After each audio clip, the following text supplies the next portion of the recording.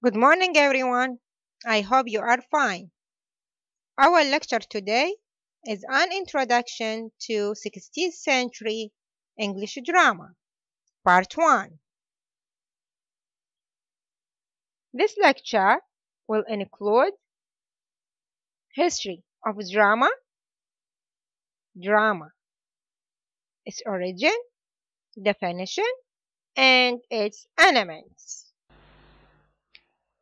Well, in regard to history of drama, as a matter of fact, the history of a drama can be tackled according to 7 phases. The first phase is represented by the Greek dramas between 400 to 500 BC. They included tragedy, comedy, amphitheaters, and annual competitions. On its part, the abbreviation BC means before Christ. While the meaning of BC is before Christ, the meaning of 80 is Anno Domini, or a year referring to the year of Christ's birth. The second phase is represented by the medieval or the Middle Ages dramas between 12 and 1580. They were liturgical and interested in morality. For example, the Castle of Perseverance. The third phase is represented by both the Elizabethan and Jacobean dramas between 15 and 1642. Major playwrights are Christopher Marlowe, William Shakespeare, and Ben Jonson. As a matter of fact, this phase is our interest in this year. So while we will tackle Christopher Marlowe through his tragedy, Dr. Faustus, in the first course, we will tackle William Shakespeare through his comedy, Twelfth Night, in the second course. The fourth phase is represented by the Restoration and 18th century dramas between 1660 and 18. Major work, for example, John Prout's The Provoked Wife. The fifth phase is represented by the Romantic era between 18 and 1880. Major playwrights Keats, Byron, and Shelley. The sixth phase, however, is represented by the modern era between 1880 and 1960. It was characterized by absurdity and regular drama. Major playwrights like Beckett and Pinter. The last phase is represented by the contemporary age, from 1960 to present. It can be characterized by parody, for example, like in Tom Stobbart's Rosecrans and Guildenstern Are Dead. Well, after giving an introduction to the history of drama, now we will know what is the origin of drama. In reality, the word drama is derived from the Greek word drian, means to do, to perform, akin to Greek dranian, means to be ready, to do, and technically it means deed, action on the stage. This meaning indicates that it has a particular relation with action. So, what is a drama? Drama is an imitation of life in which dialogues and acting are in full consonance with real life, where acting and performance occupy the first place and dance and dialogues occupy the second place. And according to the Greek philosopher Aristotle, drama is simply an imitation of an action. He links it to the mimetic impulse in human beings, like children playing father and mother in a childhood play.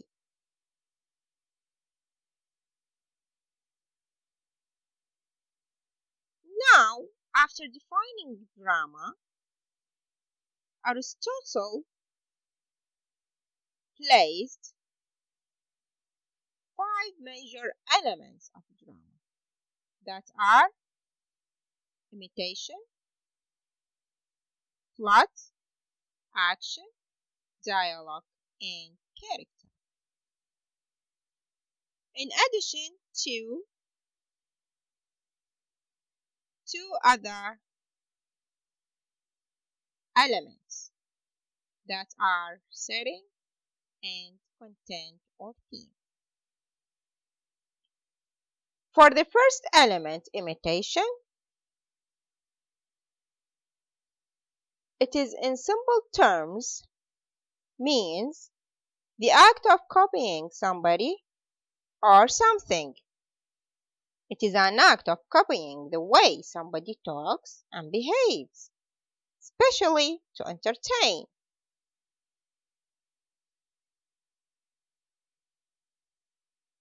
Plots. What is a plot? Plot is actually a literary term. Refers to the arrangement of sequence of events in any literary work. There is beginning, development, a climax, and a conclusion. However, this is not always the same in every literary work. According to Aristotle, plot is the imitation of the action. It is the arrangement of the incidents. Usually, there is main plot and subplots in a place. In a dramatic plot, unlike in the novel, where the author describes the characters and incidents they are involved in, the playwright presents the characters in action. This means that plot in a drama develops through what the characters do or say, what is done to them, and or what is said about them or to them. Actually, the structure of plot could be divided into 5 phases. The first phase, called exposition or beginning. The second phase, called the rising action, includes the conflict and complications. The third phase, called the climax, crisis or turning point. The fourth phase, called falling action, and the last phase, called the end or denouement. What are the definitions of these phases? Exposition, the beginning, contains the exposition or the setting forth of information about earlier events, the identity of the characters, and the present situation. Rising action that includes conflict and complications. It is another aspect of the beginning. Is the point of attack, which is the moment at which the main story starts as a potential conflict is identified, can be called rising action. This is more obvious in classical plays. Usually, it's focused early on the potential conflict or a question, and its resolution leads to the end of the play. Such plays start with the inciting incident. This incident, however, is usually an occurrence that sets the more action in motion. The middle is made up of a series of complications. A complication is the new element which changes the direction of the action. It leads to the discovery of new information. Climax or crisis. The series of complications culminate in crisis and climax. Falling action. The part of literary plot that occurs after the climax has been reached and the conflict has been resolved. The end or denouement is the last part of the play. Here issues are unraveled, united, and resolved. Now, the third element includes action and dramatic action. So what is an action? Action is the process of doing something or the performance itself. The series of events that constitute the plot in any literary work is referred to as action. It includes what the characters say, do, think, and in some cases fail to do. Action involves activity. On the other hand, we have dramatic action. Dramatic action is a series of incidents that are logically arranged by the playwright to achieve a specific response like joy, pity, fear, indignation, ridicule, laughter, thoughtful, contemplation from the audience.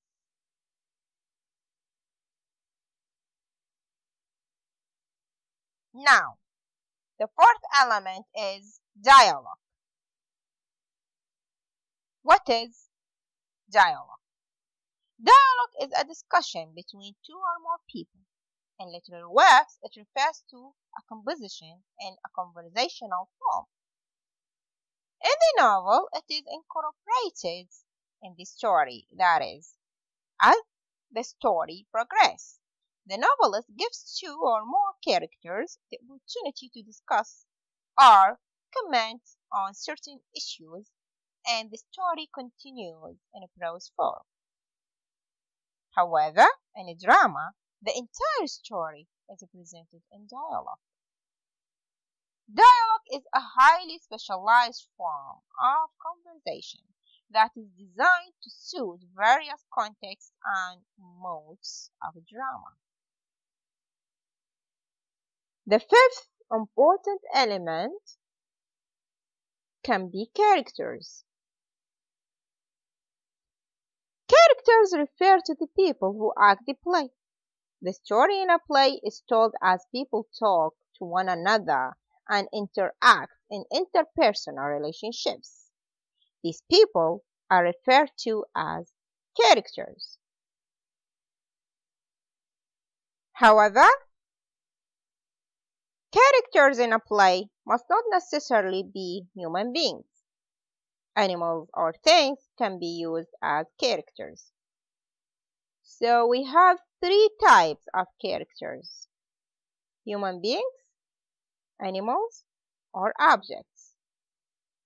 This depends on the intention of the playwright and the style he wants to adopt.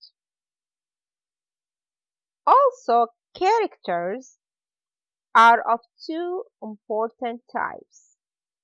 The first type, we have dynamic or round character. This is a character that changes according to the course of events in the story. He may or may not be the protagonist or the hero. In most cases, he grows from innocence to maturity or from ignorance to knowledge, so he is consistently altered to his environment with its attendant problem and reacts accordingly. He is found almost everywhere in the story. In his own unique way, he participates actively as much as possible in the course of the action.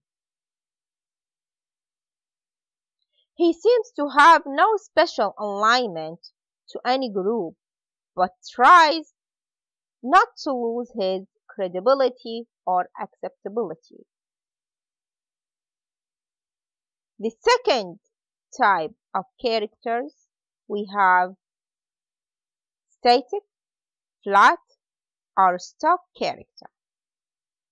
Here the characters complex and does not change in any basic way in the course of the story. He is presented in outline and without much individualization. He is usually stable and is said to be aesthetic because he retains essentially the same outlook, attitude, values, and disposition from the beginning of the story to the end of the story.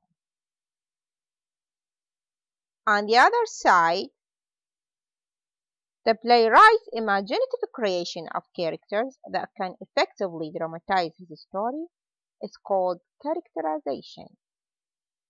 The action of the play is presented through such characters. The playwright's ability to craft the play in such a way that each character blends well in the plot is called characterization. As far as the sixth element is concerned, the setting refers to the time and place in which the action of the play takes place. So it is the location of a play. It is the time and place when and where the action of the play takes place. Setting, however, is very important in a play because it helps us to appreciate the background of the play. Also, in productions, it helps the designers to design appropriate locale, atmosphere, and costume for the play. We can identify the setting through the names too. Well, the last element called content or theme. So let's talk about theme. Themes mean the main ideas in any literary work. So what is the big idea